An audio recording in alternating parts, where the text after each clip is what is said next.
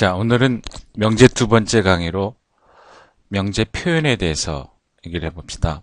명제 표현은 결국 그 논리적인 기호로 명제를 표현한다는 건데, 자, 일단 명제는 이 문장이니까 주어하고 주어로 구성되어 있죠. 예를 들면 3은 6보다 작다. 이렇게 되면은 3은 주어가 되겠고 6보다 작다. 이거는 이제 수로가 되는데, 보통 우리 모든 문장이 주어가 있고 그 주어가 어떠어떠하다라는 걸 설명해주는 수어가 있죠. 보통 이제 동사나 형용사, 보통 문장에서 동사나 형용사를 이용을 해가지고 결국 주어의 동작이나 이제 상태, 이걸 나타내게 되는 거죠. 그래서 우리가 이제 주어에 대한 정보를 전달을 해주는 것이 문장의 목적이 되는 거죠. 근데 이런 이제 명제를 이제 변수를 포함한 이제 함수로 표현을 할 수가 있는데, 예를 들면은 x에 2를 더하면 3이다. x가 이제 주어가 되겠죠. 여기에 2를 더하면 3이다.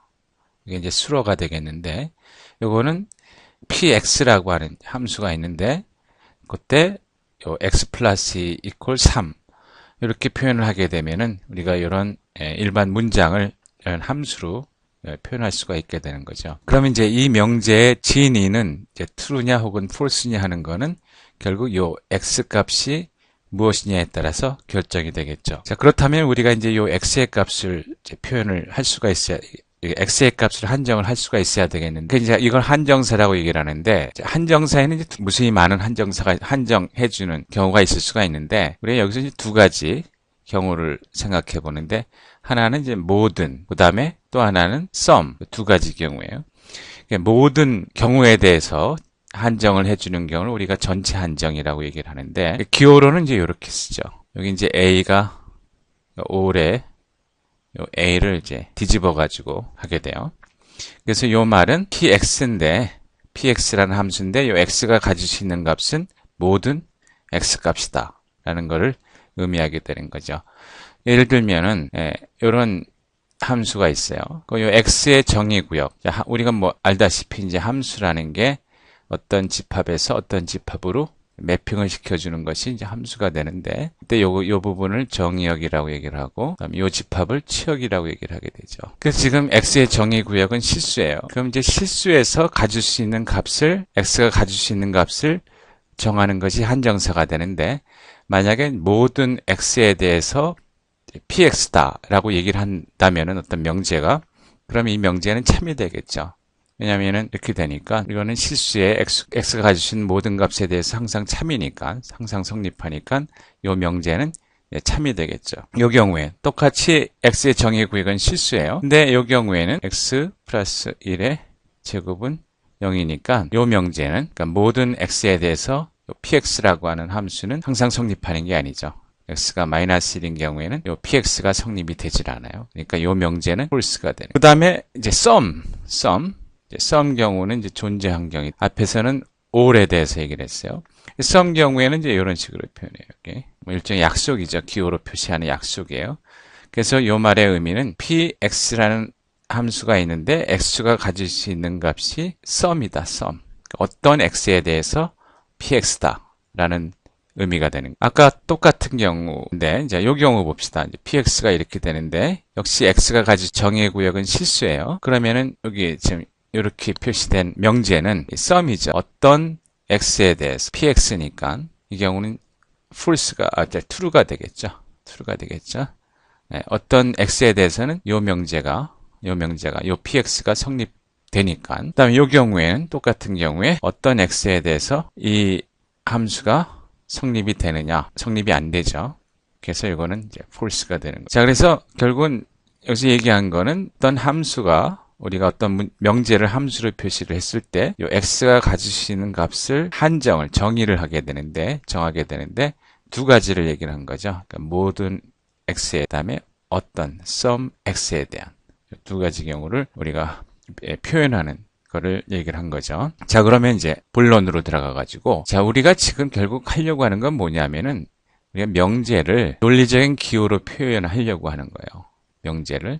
그러니까 우리가 보통 명제는 자연 언어로 써서 뭐뭇은 뭐뭐이다 이런 식으로 구성이 되죠. 물론 복합 명제의 경우에는 이제 접속사로 연결이 돼서 더 길다란 문장이 되겠는데, 자, 이런 식으로 우리가 일반적인 언어로 표현을 하는 거를, 요거를 이제 논리적인 기호로 표현을 하려고 하는 거예요. 논리적인 기호로. 그럼 일단 왜 우리가 명제를 그냥 우리 보통 쓰는 대로 쓰면 되지, 왜 논리적인 기호로 꼭 쓰려고 하느냐? 수학처럼 왜 논리적인 기호로 쓰려고 하느냐? 우리가 논리적인 기호로 명제를 표현하게 되면은 유리한 점이 있는데, 장점이 있는데, 첫 번째 장점은 그 의미가 명료하죠. 명제의 의미가 명료해요. 애매모호하지가 않아요. 그 명제가 뜻하는 바가, 의미가 분명하게 표현이 돼요. 우리가 일상 언어로 표현할 경우에는 이게 정확한 의미가 뭔지 정확하게 파악이 안 되는 경우가 있죠. 우리 뭐 흔히 하는 말로 아에서 다르고 어에서 다르다. 근데 논리적인 기호로 명제를 표현하면은 아는 아고 어는 어예요. 그 다음에 논리적인 기호로 표현을 하게 되면 우리가 이제 지난 시간에 본 것처럼, 그러면은 이제 명제가 접속사로 해서 복합 명제가 되죠. 복합 명제가 이런 식으로. 그러면은 우리가 요 명제, 이렇게 논리적인 기호로 표현된 명제의 그 진리값이 우리가 진리표에 의해 가지고 명백하게 판단될 수가 있는 거죠. 자, 이러한 장점이 있기 때문에 표현하고자 하는 명제를 논리적인 기호로, 가능하면 논리적인 기호로 표현하려고 하는 거죠. 이렇게 논리적인 기호로 표현하는 거는 수학이, 우리가 알다시피 수학이 전부 이 기호로 표현하고 있는 거죠. 그다음에 우리가 이제 프로그래밍, 여러분 알다시피 프로그래밍 해보면 전부 기호로 표현을 한 거죠. AI 이런 분야에서 굉장히 중요한 의미를 갖고 있어요. 그러면은 일반 언어로 표현된 이 문장을 봅시다. 이 클래스의 모든 학생은 C 언어 인증 시험을 통과하였다. 그러면은 요거는 이런 함수를 써서, cx라는 함수를 써서 학생 X는 C 언어 인증 시험을 통과하였다, 이렇게 표현할 수가 있죠. 그러면은 X의 정의 구역은 이 클래스의 학생들이 되고, 요 명제는, 우리가 일반 언어로 표현된 이 명제는 기호로서 표현할 수가 있게 되는 거예요. 근데 이제 이런 하나의 명제는 여러 가지로 표현할 수가 있어요. 딱 한 가지로만 표현되는 건 아니에요. 앞에서 지난 시간에 배웠다시피 동일 명제라는 게 있잖아요. 논리적인 기호로 표현된 복합 명제가 실제로는 값이 전부 같은 경우가 있죠. 그런 명제는 전부 같은 동일 명제라고 얘기를 했죠. 자, 예를 들어 가지고 앞에 여기서 봤던 이 클래스의 모든 학생은 C 언어 인증 시험을 통과하였다. 이 명제를 우리가 이렇게 바꿔볼 수도 있어요. 모든 사람 X가 있는데, 만일 X가 이 클래스의 학생이면은 X는 C 언어 인증 시험을 통과했다, 이렇게 바꿔볼 수가 있어요.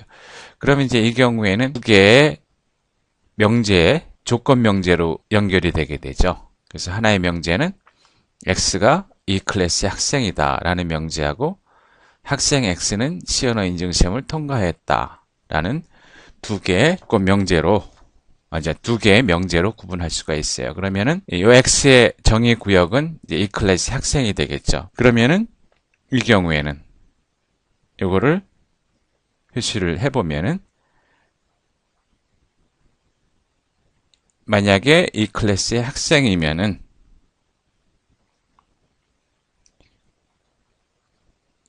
C 언어 인증 시험을 통과하였다, 이러는 조건 명제가 되는데, 그때 X의 한정사가 어떻게 돼요?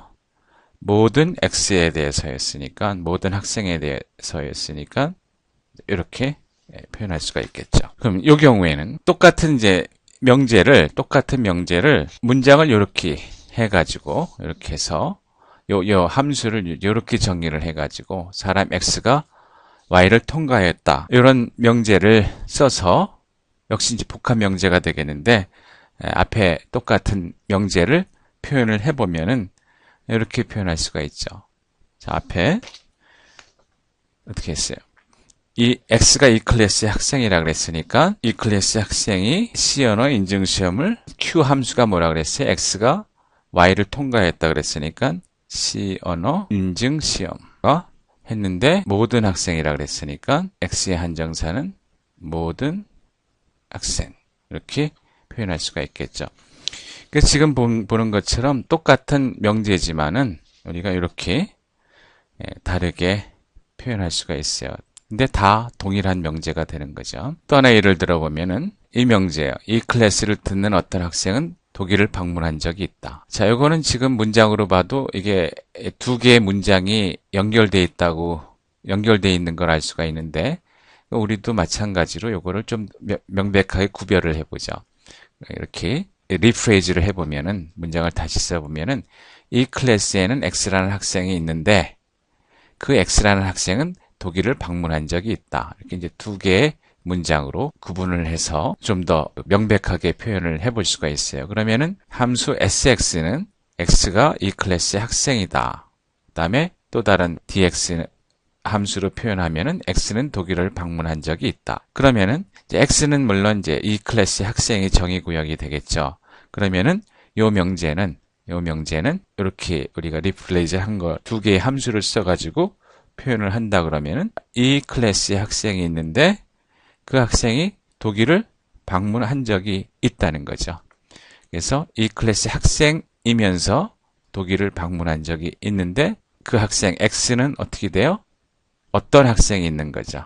어떤 학생이니까 이렇게 표현할 수가 있게 되는 거죠. 부정은 어떻게 될까요? 부정은 지금 여기 모든 컴퓨터학과 학생들은 이산수학을 듣는다 그랬는데 우리가 앞에서 얘기한 대로 명제로 표현하면은 기호로 표현하면은 이렇게 돼요. 그러면은 이 문장의 부정, 자 부정 경우에도 이제 전체 부정이 있고 부분 부정이 있죠. 여러분 이제 영어를 공부할 때 이 말을 많이 들었을 텐데 우리가 이제 부분 부정을 생각해 보면은 이 문장의 부분 부정은 컴퓨터학과 학생이면서 이산수학을 듣지 않는 학생도 있죠. 듣는 학생도 있지만 듣지 않는 학생도 있는 거예요. 그러면은 지금 요 원래 문장의 부정은 요거니까 컴퓨터 학과 학생이면서 이산수학을 듣지 않는다. 요 말은 그거죠. 이제 이산수학을 듣지 않는데 그런 학생이 일부 있는 거죠. 요 명제의 부분 부정은 이렇게 우리가 표현할 수가 있게 되겠죠. 또 하나 예를 들면은 컴퓨터 학과 학생들 중에서 이산수학을 듣는 사람이 존재한다. 요거는 모든 학생이 그런 게 아니라 앞에 경우에는 모든 학생이었는데 지금 이 경우에는 모든 학생이 아니라 썸이죠. 어떤 학생들이 이산수학을 듣는다는 거죠.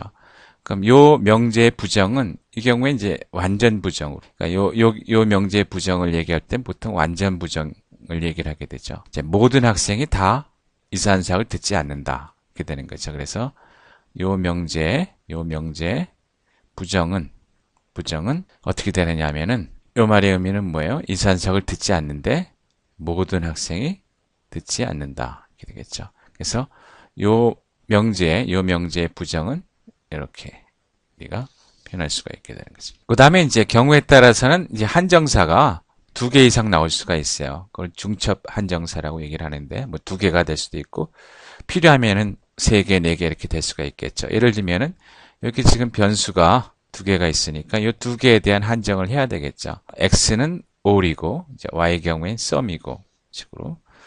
그러면은 모든 실수에 대해서 x 플러스 y equal y 플러스 x가 성립한다. 우리가 보통 얘기하는 교환 법칙이죠.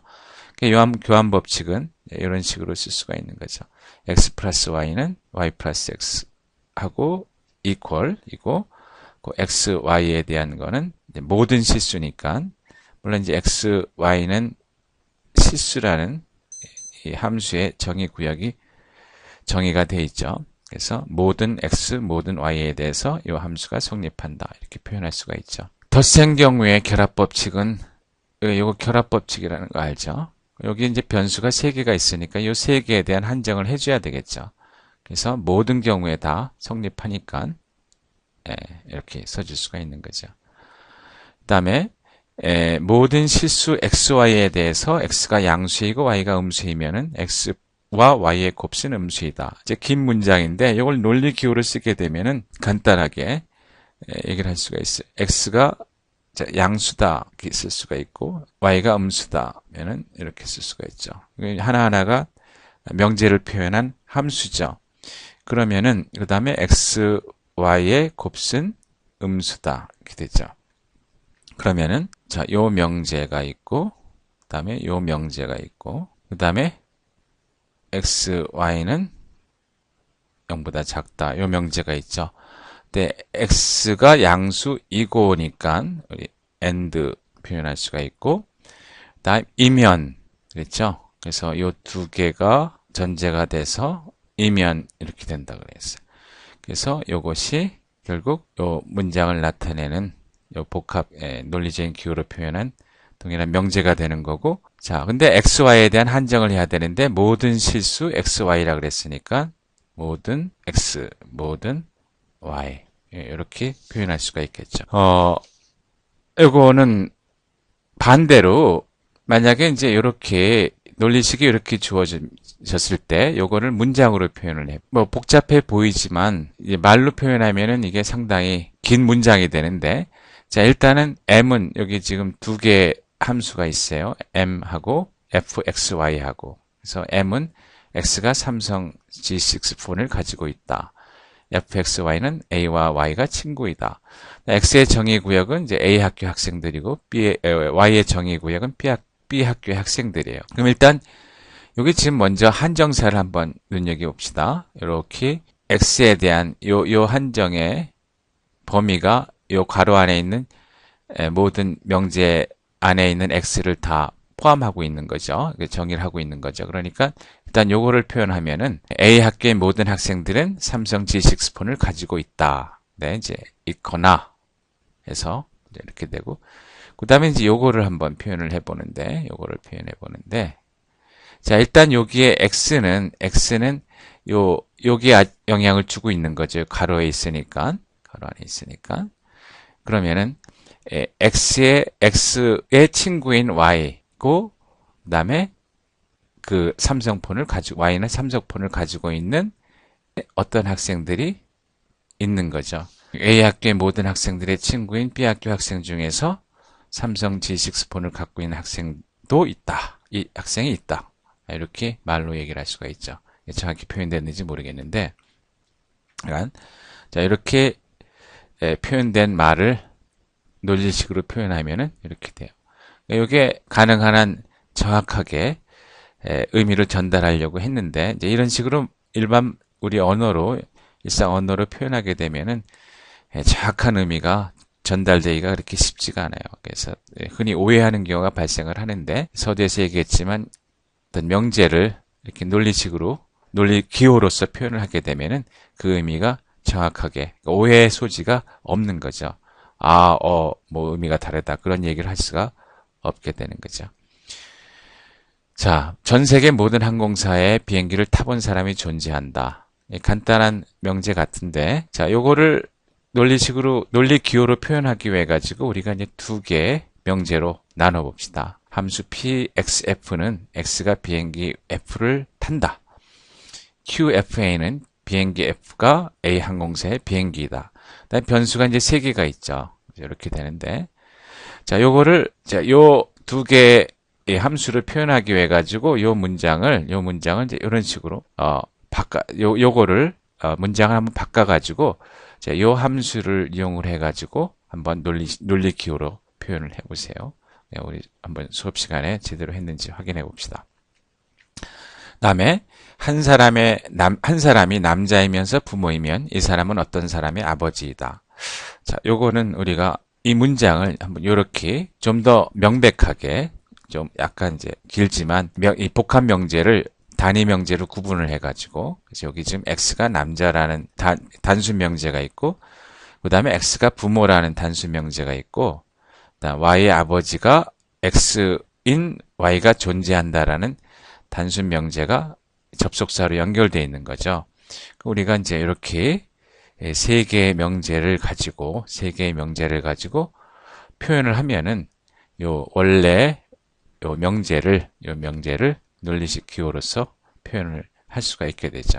자, 이것도 한번 거의 뭐 풀이를 했는데 요거를 이제 마지막으로 함수하고 그다음에 한정사 표현해 가지고 요 명제를 논리 기호로서 표현을 해 보세요. 그래서 자, 제대로 했는지 수업 시간에 확인을 해 봅시다. 마지막으로 결국 지금 우리가 이제 원하는 거는 우리가 이제 원하는 논리를, 명제를 우리가 논리적인 기호로 표현을 하려고 하는데, 질문은, 의문은, 우리가 원하는 논리를 표현하려고 하는 모든 명제를 과연 이 논리적 기호로서 대체할 수가 있겠느냐. 다시 말하면 모든 명제를 논리적인 기호로서 표현할 수가 있겠느냐 하는 거죠. 이 질문의 답은 결국 우리가 이제 프로그래밍 언어에서 결국 프로그래밍 언어가 결국 논리적인 기호로서 표현을 하게 되는 건데, 우리가 어떤 문제를 풀기 위해서 쭉 논리적인 명제를 논리적인 기호로 표현한 것이 프로그래밍 언어가 되는 거죠. 프로그래밍이 되는 거죠. 그러면 우리가 풀고자 하는 모든 문제를 우리가 지금 사용하는 프로그래밍 언어로서 표현할 수 있는지 없는지, 그걸 가지고 이 질문에 대한 답을 해볼 수가 있겠죠. 만약에 할 수 없다면은 결국 우리가 논리적인 기호로서 표현할 수 있는 프로그래밍 언어에 부족한 점이 있는 거고, 만약에 다 할 수 있다 그러면은 지금의 프로그래밍 언어로서 모든 명제를 논리적인 기호로 표현할 수가 있게 되는 거죠. 자, 그럼 오늘 여기까지 하도록 합시다.